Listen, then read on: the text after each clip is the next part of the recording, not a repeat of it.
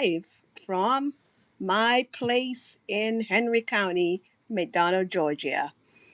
So I want to update everyone. I've got your support. 866 subscribers.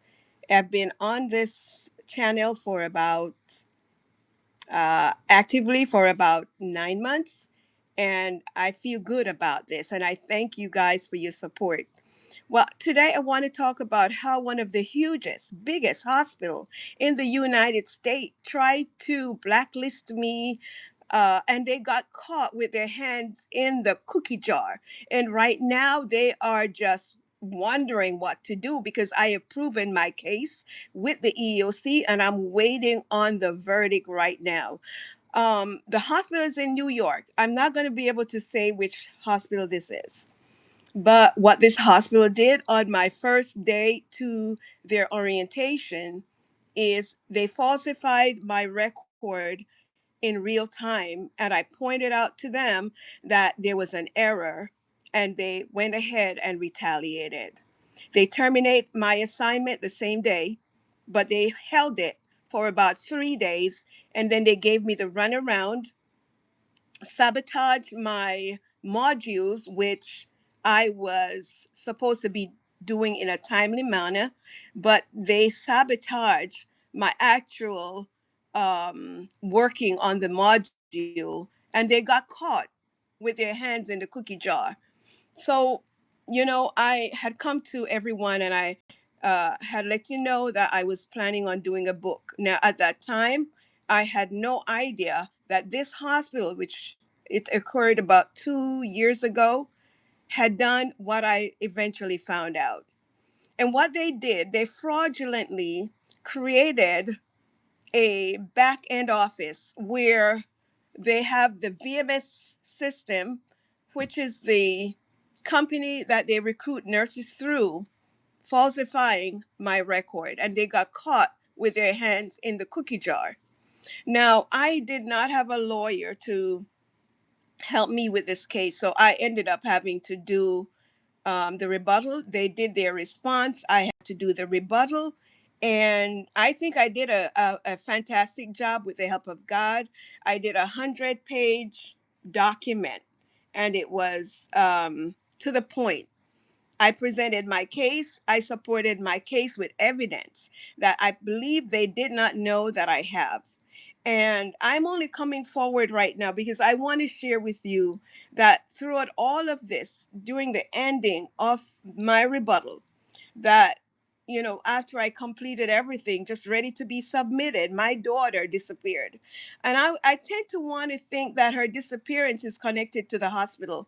I have to say this out publicly because my daughter, 36 years old, has left home 2 weeks ago. I'm sorry, 2 weeks ago, and she had no plans because she never told anyone. She has a dog. She's had him for 15 years. As a matter of fact, my daughter found this dog while she was in college about 15 years ago. And he's a little I don't know how to pronounce the name of the dog, but it's a Paramesian, something like that. A very cute little dog. He's beige in color. And when she found him, I remember she was in her last year of college. She went to Otis School of Arts and Design, and she got her bachelor's degree in California. And I remember that last day she found, or rather that last month in school, she found the dog and she kept the dog. Actually, she went online and she asked to see if anyone owned this dog, and no one came forward, and she kept the dog. Now, her first job, I remember after she graduated, she drove from Riverside, where we lived, and she took a job at 21 in Nevada. I remember she rented a car and she said, "Mom, I'm going to rent a room at a place near the job," because she went for that interview on her own and she got the job. She rented a part of a house and she stayed there for 5 years until that job, she decided to find a new job to move on. And she had this dog. So She never separate from this dog. Now, 2 weeks ago, she disappeared. Nobody knows where she is right now. Now, we live in Henry County, and we opened up on day 3, which would be right at 48 hours, 2 days after. We opened up a missing report. She left Georgia, went to Alabama because she's now into real estate investment. So she went to Alabama on a property that she had obtained, and she was preparing it all on her own. So she would travel, and I think it was the beginning of May. She started traveling to fix this property to get it rented. Now I don't know what happened on the 25th. The 25th, she left home and she did the same ride. And somehow we don't know where she is. Her car was found in Tennessee at McGee Airport. And I am coming to you with this because I have gone to the media and no one has taken this seriously. So I'm asking you, please share this video. Now, my daughter is a young woman. She's single. And I understand that, sometimes, children, they get up and they leave, and sometimes they won't tell you anything. But, this is not like that. My daughter has never done anything like this. The house that she was supposed to have gone that day on the 25th, the authorities are saying that she never did get there. Her car was seen driving straight into Tennessee, and she has nothing to do in Tennessee. And they shared a picture. She did fly Delta. I got to tell you, the airline that they said that she went on was Delta. Now, Delta is now actually shifting exactly which destination my daughter is going to, which has made me very suspicious. Now, they're saying that she went into Detroit, was to connect to a Canadian airline. And then we found out, no, that never happened. She went into New York, was to connect to an airline, and never got on it. Then today, I'm being told that the Port Authority, who I got involved, went to Delta to find out the truth.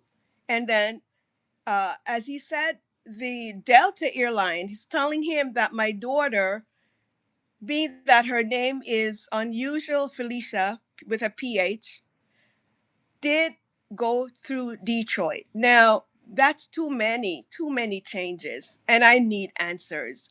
The police has closed their missing case to say she was identified but refused to share the information on how she was identified. And I am banging their doors and they will not return my call. I need the public to help me. I need you, please, to share this video. I don't know what happened. There was no issue at home. She lives with me, and she's lived with me post COVID. After COVID, she actually relocated from where she lived in Texas and came to live with me. And I've never had any issue with my daughter going away to leave her dog or her family. So I am getting very suspicious of what is going on. I don't know what else I need to do but to come to the public right now. I have sent the stories to CBS, to NBC, to ABC, and I've not gotten a call back. I have included her picture. I am going to put her picture up on my YouTube later on. Um, it was up on Facebook a while, and then they told me they located her, but we still not hearing from her. And they refused to share how they knew that this was her. Now, her bank card was flagged fraud on the 27th. This was right at when the police opened the missing person. They closed the case on June 1st without verifying with me how did they know that this was who she is. They did not ask me for a picture. They have not shown me anything. And I do not think that's protocol. I'm a registered nurse. And I do not think that's protocol. They're avoiding me. They're not getting back to me. I've talked to the GBI, which is the Georgia investigative bureau. I have talked to the FBI. They all know I've talked to the police in Tennessee. I've talked to the police in Georgia where she lives, and I'm not getting any answers.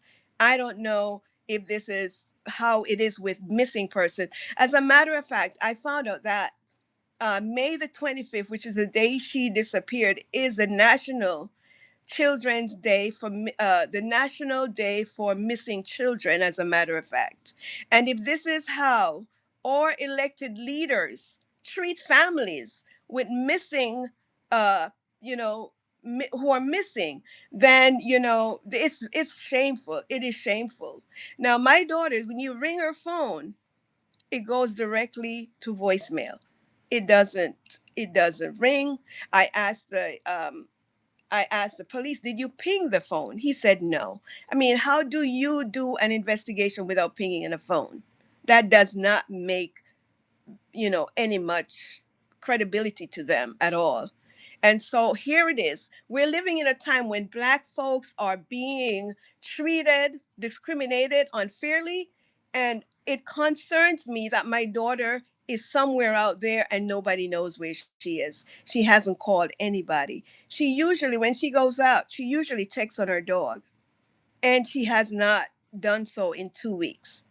And I am actually outraged about the way how the authorities is treating this situation. So I'm asking you, please do me a favor, share this video, share it once and twice or thrice if you can. I would certainly appreciate. God bless you, and thank you guys for subscribing.